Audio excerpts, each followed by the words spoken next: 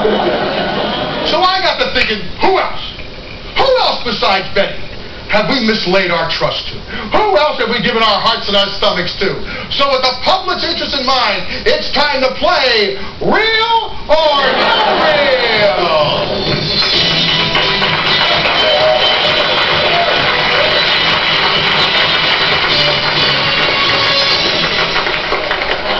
Hi, ladies. Hi, Mr. Wuhl. Are you ready to play Real or No Real? Hell yeah. Are you ready to play Real or No Real? Hell yeah.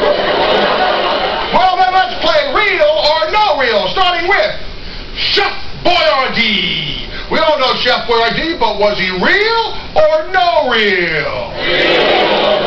Real. Chef Boyardee was Real.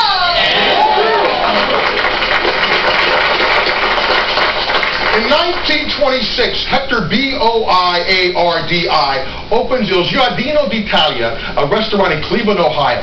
There his spaghetti sauce became so popular, he decides to market it nationally, spelling his name phonetically.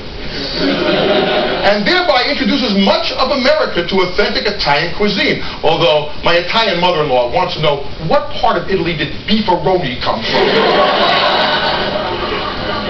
Next, Little Debbie. We all know Little Debbie, but was she real or no real?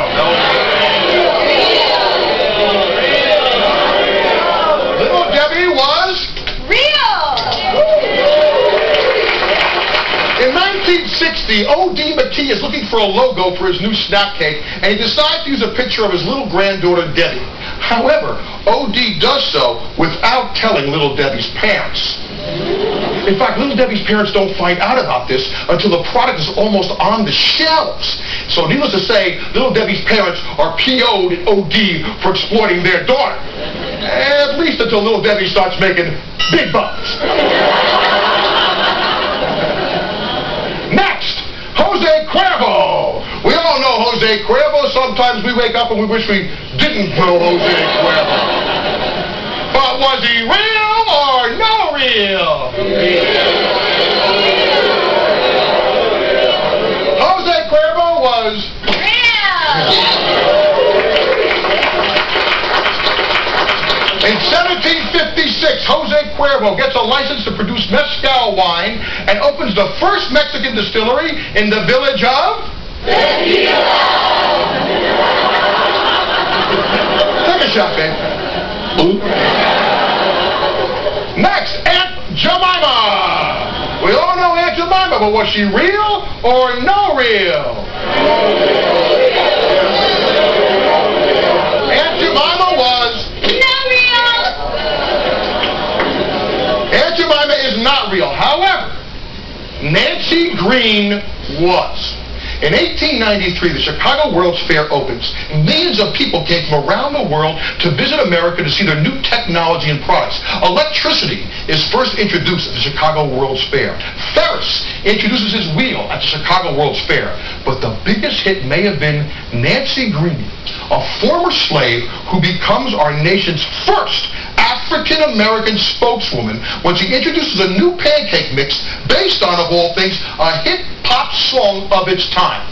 Singing songs, giving cooking demonstrations, and telling stories, Nancy Green became such a sensation that Aunt Jemima executives make her their spokeswoman for life.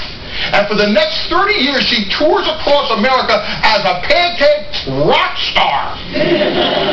Until sadly, she's run over by a car in 1923. No truth, however, to the rumor. It's driven by Mrs. Butterworth. So, in summation, there was a Baskin and a Robbins, a Ben and a Jerry, but no Hagen, no Das, No queen of the dairy. Dr. Scholl made us walk. Jack Daniel made us crawl. There is a Paul Newman, and there was a Missy Paul. There was a Pontiac, a Cadillac, a Buick, and an Olds, a Dodge and a Chevrolet, a Rolls and a Rolls. There was a Dr. Pepper. There ain't no Mr. Pibb. But Pepper's Farm and Maxwell House were once somebody's crib. I'm only going to do one more, and then I'll say goodbye. And that's Marie Calendar, who made the motherfucking pie.